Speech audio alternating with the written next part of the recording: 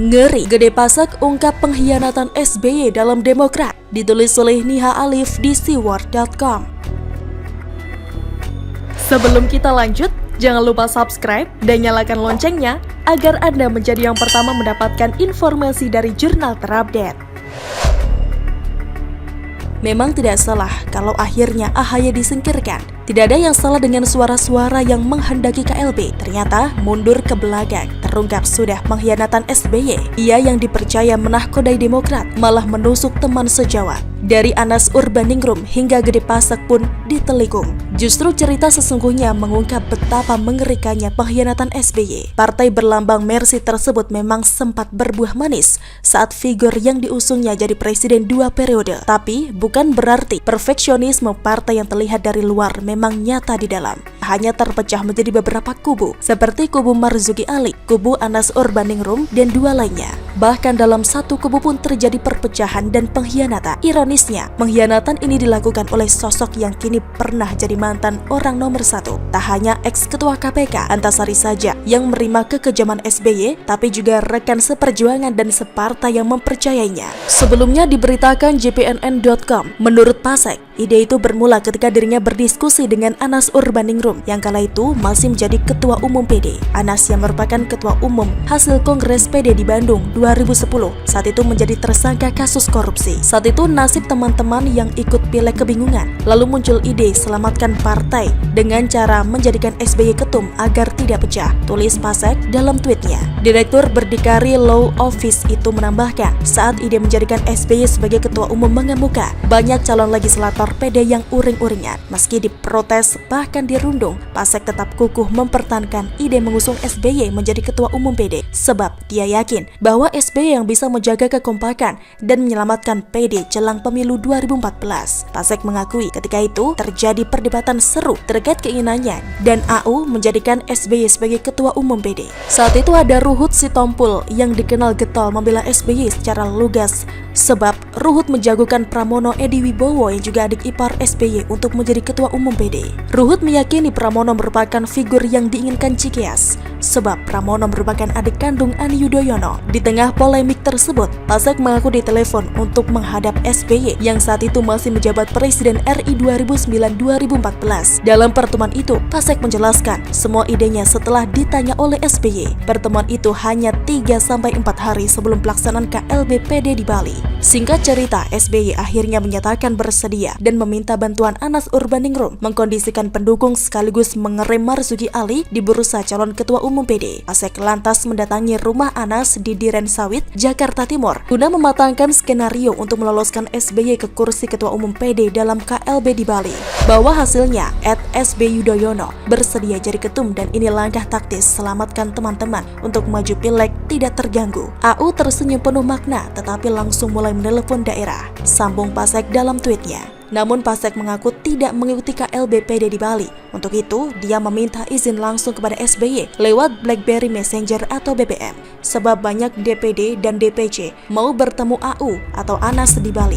Beliau, SBY pun setuju dan saya ajak AU ke Pasar Seni Giwang Sukawati, Kintamani, sampai makan malam di Jimbaran, tutur Pasek. Usai SBY terpilih secara aklamasi, Pasek mengaku menerima pesan BBM dari mantan Menko Polhukam itu. Isi pesan itu adalah ucapan terima kasih SBY. Selain itu, SBY juga menitipkan ucapan terima kasih untuk Anas. Tak hanya itu, SBY juga meminta nama-nama politikus PD dari kubu Anas. Saat itu rombongan sedang istirahat di rumah saya, lalu saya bacakan BBM beliau. AU lalu nitip pesan minta waktu besok untuk setor nama, sambung Pasek. Anas Urbaningrum pun menepati janji dengan menyetor nama-nama keesokan harinya. Namun ternyata SBY tidak memakai nama-nama yang diusulkan Anas dalam kepengurusan PD hasil KLB. Hilang semua, tulis Pasek. Seingat Pasek, hanya Saan Mustofa yang tetap menjadi wakil sekjen PD. Nama saya hanyut, situ saya baru paham ternyata gentleman agreement sulit bisa dilakukan walaupun dengan figur yang begitu hebat jika memang sudah tidak ada komitmen, tweetnya.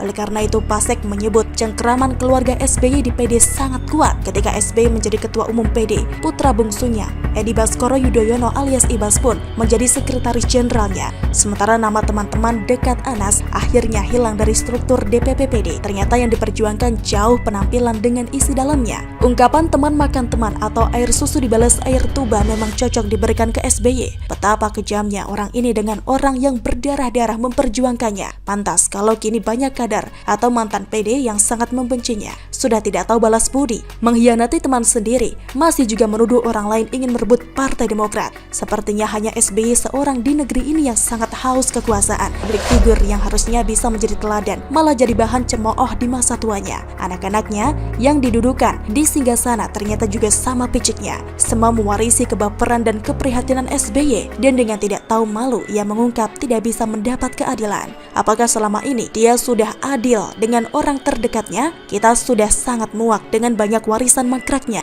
Jangan sampai tertipu lagi oleh suaranya yang memelas, tapi sebenarnya memiliki hati yang sangat busuk. Begitulah kura-kura. Apes, habis diminta 500 juta, Ketua DPC Demokrat Ayu Palaretin dipecat. Ditulis oleh Niha Alif di siwar.com. Sebelum kita lanjut, jangan lupa subscribe dan nyalakan loncengnya agar Anda menjadi yang pertama mendapatkan informasi dari jurnal terupdate. Tak bisa dibayangkan betapa kejamnya kelakuan anak Pepo. Belum dapat jabatan di pemerintahan saja sudah sangat zalim ke bawah, apalagi setelah berkuasa. Mungkin kelakuan SBY yang menjual tampang melas dan terzolimi, padahal sejatinya busuk, kini menurun ke putra mahkota. Padahal isu yang ia yakini belum tentu benar adanya. Seperti isu kudeta Muldoko yang katanya direstui Mahfud MD hingga Jokowi. Kini satu lagi korban perilaku semena-mena AHY setelah dipalak 500 juta. Sebelumnya Ketua DPC Blora, Bambang Susilo juga kena pecat setelah ada informasi dukungan KLB. Inilah kurang cerdasnya anak dan bapak yang membabi buta mempertahankan singgasana ketimbang menaikkan kinerja dan evaluasi diri. Mereka malah sibuk menuruti nafsu berkuasa. Akibatnya, ego sepihak membuatnya justru memusuhi orang-orangnya sendiri yang mungkin sudah banyak berkontribusi. Sebelumnya dilansir dari tribunnews.com, konflik internal Partai Demokrat semakin meluas. Ketua Dewan Pimpinan Cabang atau DPC yang dinilai berseberangan dengan Dewan Pimpinan Pusat atau DPP dan mendukung Kongres Luar Biasa atau KLB langsung dinonaktifkan. Satu diantaranya adalah Ketua DPC Partai Demokrat Kabupaten Tegal, Ayu Palaretin. Ayu yang mengaku sudah 3 periode menjabat Ketua DPC, kaget atas pemberhentian dirinya.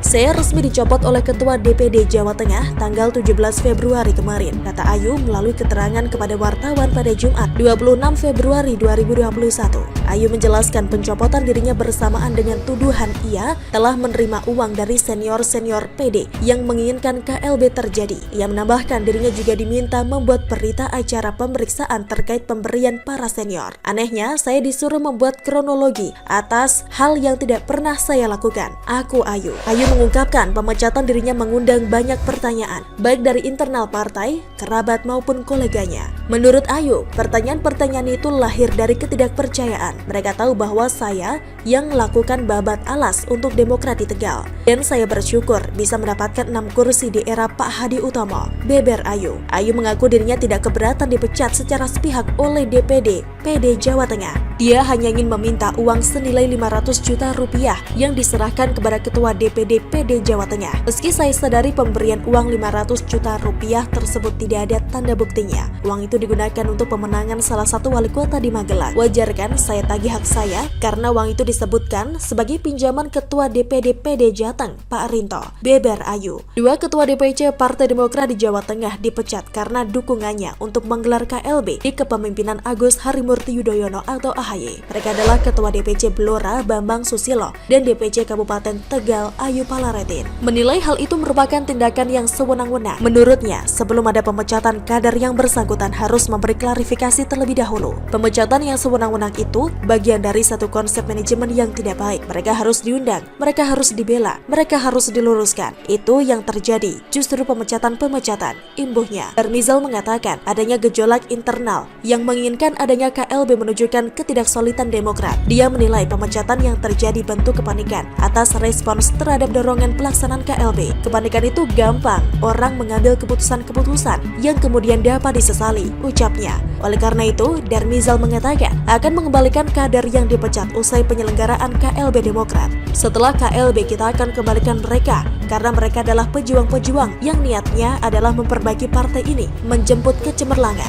Dan kami yakin ini gairah dari DPP, DPD, DPC pasca Kongres akan luar biasa untuk bekerja, bebernya. Dan berita ini kita tahu bagaimana watak asli SBY beserta turunannya. Ternyata isu dizolimi hanyalah kedok untuk menutupi sifat bengisnya. Benarlah kata Marzuki Ali soal liciknya SBY saat mengakali Mega dan merebut kekuasaan darinya. Sebelumnya juga tersiar berita ancaman AHY untuk memecat kader yang membelot pasca ancaman kudeta. Tidak berselang lama giliran SBY yang keluar-keluar kalau Demokrat not for sale. Mereka tak hanya pintar playing victim, tapi juga tidak memiliki hati nurani. Kalau dengan orang-orangnya sendiri begitu kejam, lantas bagaimana dengan orang yang berseberang? Moto demokrasi dan nama partai telah diinjak sendiri oleh Cikeas. Maka tak heran kalau Antasari mengaku jadi korban kriminalisasi SBY karena menyinggung besannya. Pun setelah kader Demokrat masuk pesakitan pasca korupsi, hanya Pangeran Ibas yang masih melenggang. Rupanya yang dipikirkan SBY hanya keluarga inti saja. Kalau dengan rekan separtai dan seperjuangan saja semena-mena, bagaimana dengan rakyat Indonesia?